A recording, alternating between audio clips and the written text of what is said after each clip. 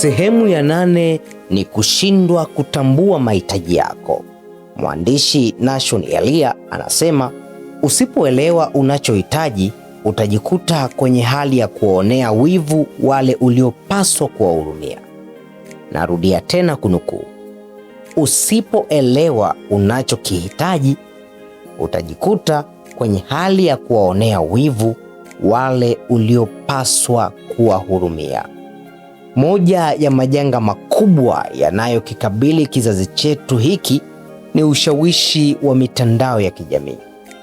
Kwa kiasi kikubwa, huku mitandaoni kuna maisha bandia, uongo, uzushi na propaganda huchukua zaidi ya 90% ya habari na machapisho yote yanayowekwa katika mitandao ya kijamii na hata kwenye vyombo vya habari. Ni watu wachache sana wanaweza kung'amua ukweli wa maudhui yanayochapishwa mitandaoni. Maudhui mengine huwa na dhamira mbaya zilizofichwa. Hatari inayowakabili watu wa kizazi hiki ni hususan vijana ni kupotoshwa kifikra. Baadhi ya vijana hukuta kwenye mapambano ya kushindania kimaisha yasiyokuwa ya kwao. Hujiingiza kwenye jukumu la kuhangaikia maisha ambayo hayapo na hayapaswi kuwepo. Hali hiyo ndiyo iliyovuruga Waafrika wengi kiasi cha kuwafanya wasielewe nafasi yao kwenye mitandao ya kijamii. Sababu hata angalau wangekuwa wateja, lakini ni mbaya sana. Badala yake, wengi wao wamegeuka na kuwa bidhaa mtandaoni. Kamwe hauwezi kuibeba dunia. Hauwezi kuyabeba yote unayoyaona, wala hauwezi kuyafanya yote.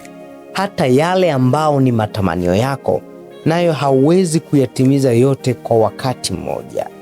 Kila mahali unapokuwa, unahitaji kutambua nafasi yako mahali hapo ulipo. Utambue mahitaji yako na majukumu yako. Unatakiwa kushughulika na yale tu yanayokuhusu, ambayo yana umuhimu kwenye maisha yako kwa wakati huo, yashughulike nayo. Kushindwa kutambua mahitaji yako kuna kupelekea kuwa mtu ambaye hajaimarisha msingi wa maisha yake. Mtu ambaye hajaimarisha msingi wa maisha yake hana kazi wala biashara inayoeleweka, lakini unajibidisha kupata toleo jipya la simu yenye thamani ya zaidi ya shilingi 500,000 badala ya kutumia fedha hiyo kuanzisha au kupanua biashara yako. Sio kila jukwaa la mitandaoni linakuhusu.